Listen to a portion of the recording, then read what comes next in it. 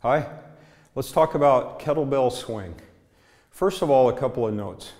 There's a lot of different people both teaching and practicing kettlebell work, not always with the same set of priorities. There's people who do it as a competition sport. There's people that have learned in different places from different teachers.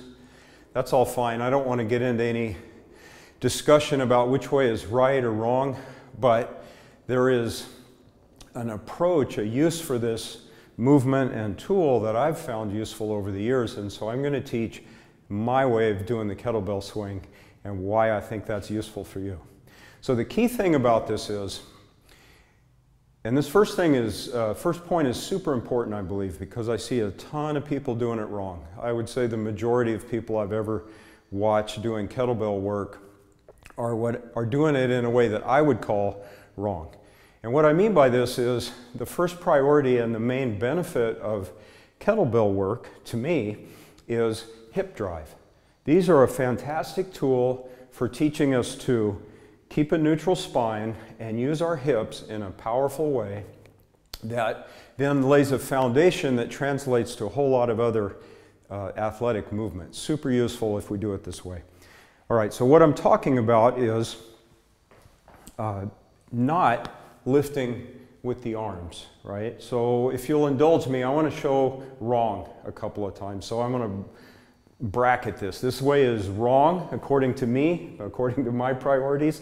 It's wrong, but I'm going to show it to you so that we know what we're working with.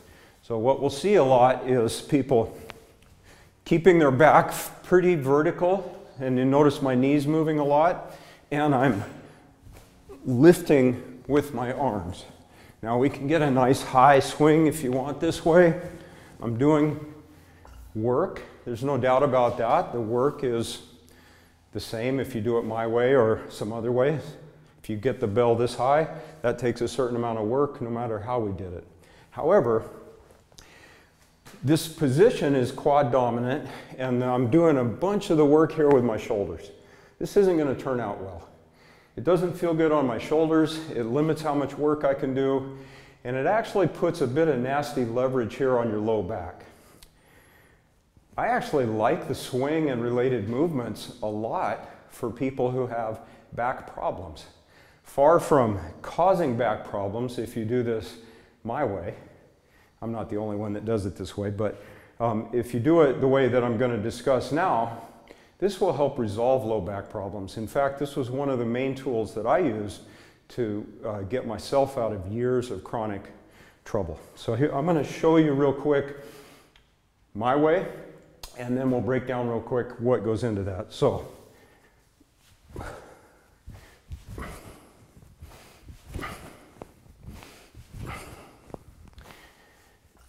what's happening? First of all, you notice when I initiate the movement, and there's two ways to do this, so let me just show you real quick. You can either start picking the bell up, and the first thing I'm going to do is push it behind me. Right? So I started here. All I just stand up, hold the bell in your both hands, push your butt back, and stand up. Butt back and stand up. Now I obviously don't have any power right now, but watch my knees. They're not really moving. Not moving forward and back, and watch my hips. Hips are moving. I shove my hips back, and then I stand up with power. Boom, there's my power. Notice what happened. The instant I turned on this powerful hip drive, the bell's flying up. Because I'm lifting with my shoulders? No, not at all. I'm holding on. My arms here serve the function of essentially pieces of rope. I'm just holding on. But once I get that back and forth motion initiated and drive up hard, the bell is going to fly up. How high it flies up is a function of how strong you are and how aggressive you are with your hip drive. So if the bell is heavy for me and I stand up,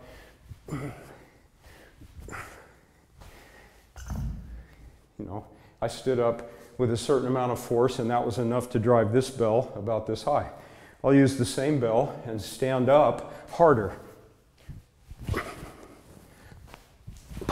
Overhead. Everything to do with hips, nothing to do with arms or shoulders, except for just hanging on. That's the critical part of the kettlebell swing. It's a hip drive movement.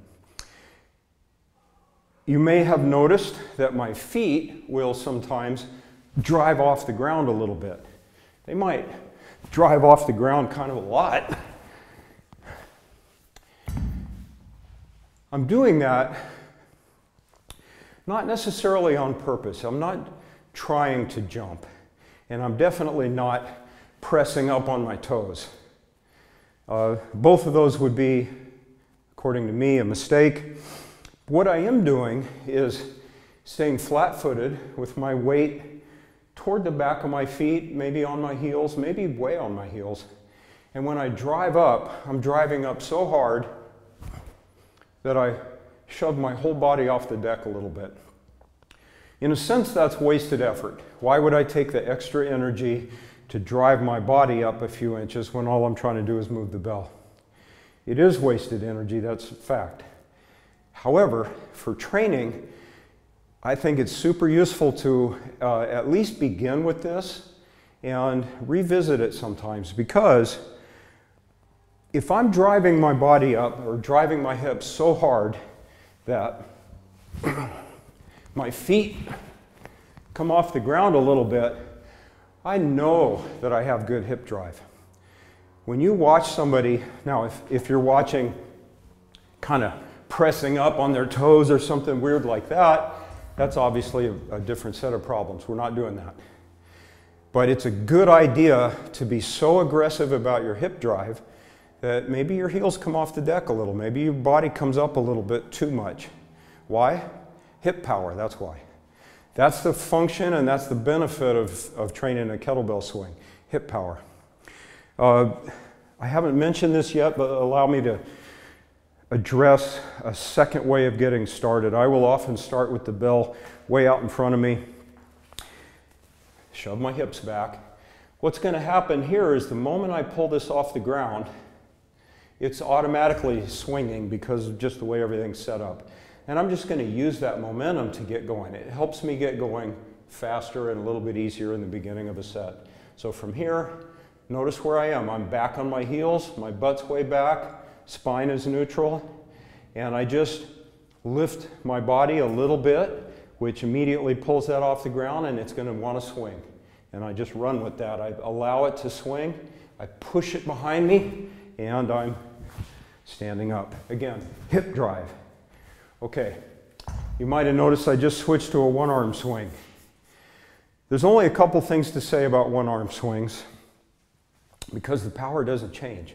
I'm still getting it all from my hips, so it doesn't really matter a whole lot if I'm holding on with one hand or the other hand or both hands or whatever. It doesn't matter.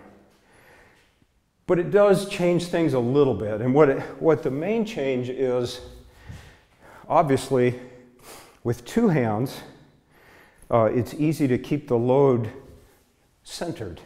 I don't have to do anything or think anything to keep that load centered. With one arm, that's obviously not going to work. I do have to do a little bit extra to keep it centered. It's just a slight nudge toward the midline. Right? So from here, you notice how I rotated my trunk just a little bit. Don't get all twisted up. It's nothing dramatic, hardly even noticeable. But I have rotated my trunk a little bit, and you'll notice as I stand, I'm not going to stay rotated at the top. I'm going to straighten up. So you'll notice a little bit of a diagonal path here. Just slight. Don't try to swing in a diagonal path. That's going to get weird. Just allow yourself to straighten up normally. Notice that the bell will be out here where your shoulder is. And on the way down, you give a slight nudge toward the center line and allow yourself to rotate a tiny bit at the back. Allow me to watch from this angle. I started the same way, push that bell behind me, push my hips back. Notice where it is at the top of the swing. It's out kind of shoulder width, and on the way down, right down the middle. And I'm actually using that rotation to reach back farther than I could with two hands. It allows me to actually get my hips back Let me show you from this angle. Notice what happens. I rotate slightly, just again, so that I can get my hand right in the middle, and that allows me to actually get my hip back more, right? So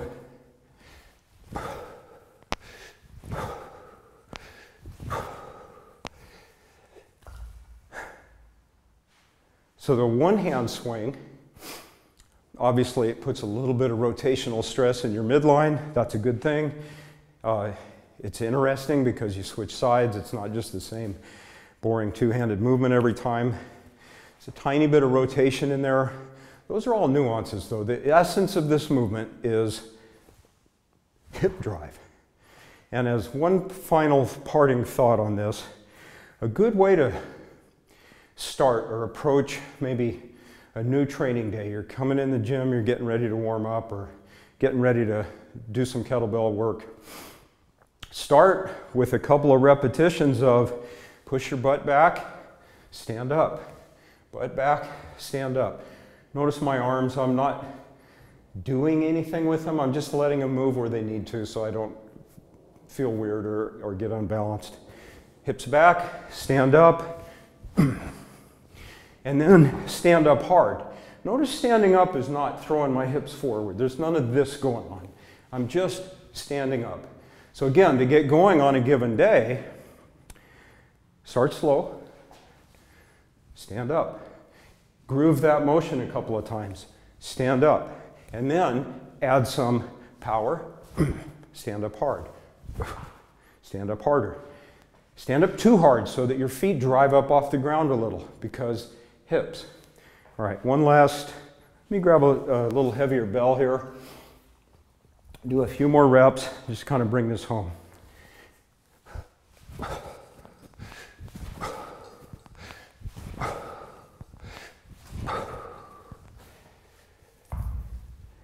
Hope that helps.